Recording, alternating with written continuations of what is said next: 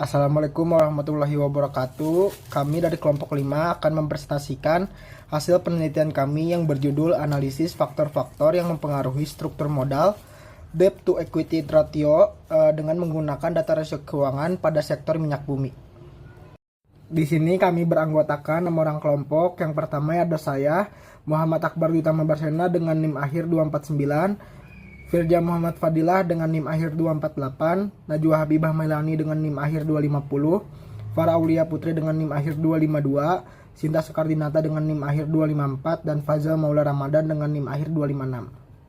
Struktur modal menurut Sartono tahun 2010 yang telah dikembangkan oleh Ramadan 2021 mengatakan bahwa struktur modal adalah keseimbangan jumlah utang jangka pendek permanen, utang jangka panjang, saham preferen, dan saham biasa, di mana dalam hal ini struktur modal tidak seperti struktur keuangan yang terdiri dari semua hutang, yaitu hutang jangka panjang, hutang jangka pendek, dan ekuisitas yang digunakan untuk memenuhi kebutuhan pembiayaan atas pengeluaran perusahaan.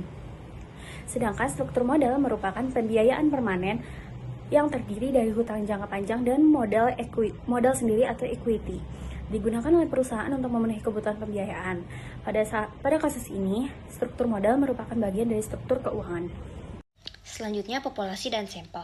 Populasi dalam penelitian ini ada seluruh perusahaan yang termasuk dalam subsektor minyak bumi yang terdapat di Bursa Efek Indonesia sebanyak 12 perusahaan pada periode 5 tahun terakhir. Sampel dalam penelitian ini diambil dari populasi tersebut menggunakan metode sampling. Yang pertama, perusahaan terdaftar di Bursa Efek Indonesia selama tahun 2020 sampai 2024. Yang kedua, memiliki data lengkap mengenai current ratio, turn on assets, fixed asset turnover, dan debit to equity ratio. Baik, di sini saya akan mempresentasikan tentang perusahaan sektor minyak bumi. Yang pertama, PT Apesindo Pratama Duta Tbk atau Apex. 2. PT Medco Energi Internasional Tbk. Dan yang ketiga, PT Energi Mega Persada Tbk. Yang keempat, PT Rukun Raharja Tbk. Yang kelima, PT AKR Korporindo Tbk. Yang keenam, PT Surya Esa Perkasa Tbk. Yang ketujuh, PT User Energi Tbk. Yang kedelapan, PT Perusahaan Gas Negara Tbk. Yang kesembilan, PT Radian Utama Interisco Tbk. Yang 10, PT Mitra Investindo Tbk. Yang 11, PT Elnusa Tbk. Dan yang terakhir yang ke-12, PT TBS Energi Utama Tbk.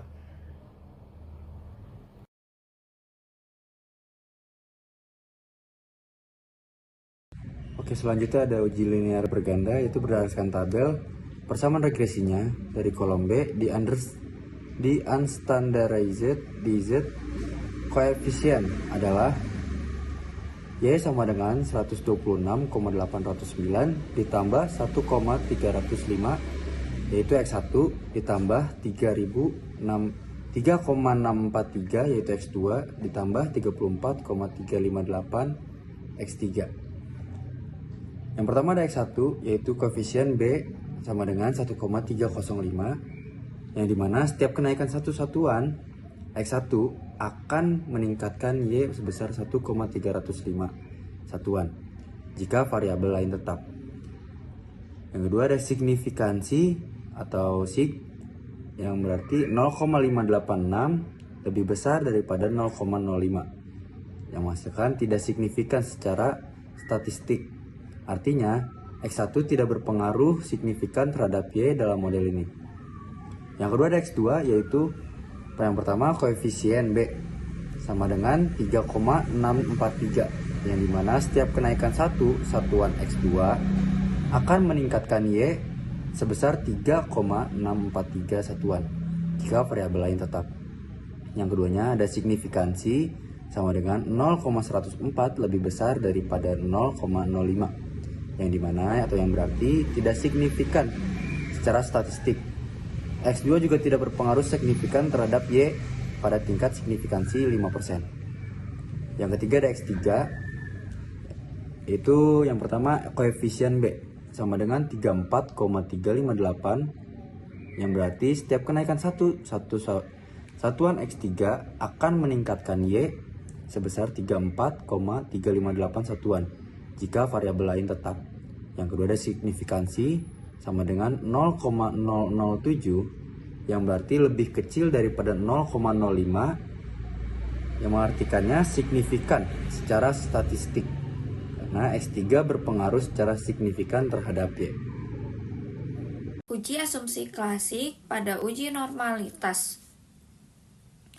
Nilai asumsi 2 min telet sama dengan 0,000 kurang dari 0,05. Data tidak terdistribusi normal. Meskipun tidak normal, metode regresi linier tetap dapat digunakan jika jumlah sampel cukup besar lebih dari 30 dengan asumsi central limit term. Uji asumsi klasik pada uji linear. Sig sama dengan 0,000 kurang dari 0,05. Hubungan antara variabel independen dan dependen bersifat linear. Selanjutnya ada uji multikolinearitas, yaitu berdasarkan tabel. Di sini semua variabel independen memiliki nilai signifikan karena lebih kecil dari 0,05. Berarti signifikan terhadap variabel dependen. Nilai toleran dan VIF dalam kurung jika ada tidak terlihat. Tetapi jika mengacu pada format interpretasi umum, jika toleran lebih besar 0,10 dan VIF lebih kecil daripada 10, maka tidak terjadi multikolinearitas. Baik, selanjutnya saya mempresentasikan tentang uji asumsi klasik atau uji autokorelasi. Antar Y dan X1, X2, X3 masing-masing memiliki nilai korelasi signifikan sig lebih kecil dari 0,05. Namun uji autokorelasi seharusnya menggunakan uji Durbin Watson untuk menyimpulkan apakah terjadi autokorelasi lebih besar karena tidak tersedia nilai Durbin Watson. Maka korelasi antar variabel hanya menunjukkan hubungan, bukan autokorelasi residual. Berdasarkan tabel koefisien nilai signifikansi untuk X1 0,008, X2 0,533, X3 0,138. Kriterianya jika sig lebih besar daripada 0,05 tidak terjadi heteroskedastisitas. Jadi variabel X1 mengalami gejala heteroskedastisitas karena sig lebih kecil daripada 0,05. Variabel X2 dan X3 tidak mengalami heteroskedastisitas, maka asumsi heteroskedastisitas belum sepenuhnya terpenuhi. Untuk uji F, nilai F-nya 5,365 dan nilai sig-nya 0,003. Kriterianya, jika sig lebih kecil daripada 0,05, maka model layak dan variabel independen berpengaruh secara simultan terhadap variabel dependen. Selanjutnya, uji kelayakan model koefisien determinasi R. Nilai adjusted R-square sama dengan 0,147 sebesar 14,7%. Variasi dari variabel independen Y dapat dijelaskan oleh variabel independen X1, X2, dan X3. Sisanya 85,3% dijelaskan oleh variabel lain di luar model ini. Uji hipotesis dari uji T. Terlihat dari tabel tersebut, variabel sig X1 dengan hasil 0,586 berarti kan tidak signifikan atau tidak berpengaruh kepada Y. X2 dihasilkan 0,104 yang berarti tidak signifikan, yaitu tidak berpengaruh terhadap Y. Lalu X3 dengan hasil 0,007 berarti kan signifikan, yang artinya berpengaruh terhadap Y. Kriteria sig itu kurang dari 0,05. Jadi hanya variabel X3 yang berpengaruh signifikan secara parsial, sedangkan X1 dan X2 tidak berpengaruh signifikan terhadap Y. Kesimpulan yaitu hasil analisis secara simultan juga menunjukkan bahwa ketiga variabel independen yaitu CR, ROA, dan VAT secara bersama-sama berpengaruh signifikan terhadap struktur modal atau DER. Dari ketiga variabel tersebut, ROA memberikan kontribusi pengaruh terbesar, disusul oleh VAT dan CR.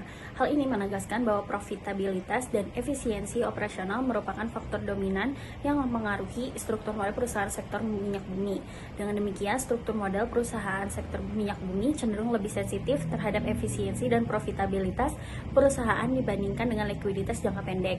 ROA dan FAT menjadi indikator penting dalam perencanaan struktur modal yang optimal dan efisien, serta dalam upaya menekan risiko keuangan jangka panjang yang timbul dari penggunaan utang yang berlebih. Sekian dari kelompok kami, maaf jika ada kekurangan. Assalamualaikum warahmatullahi wabarakatuh.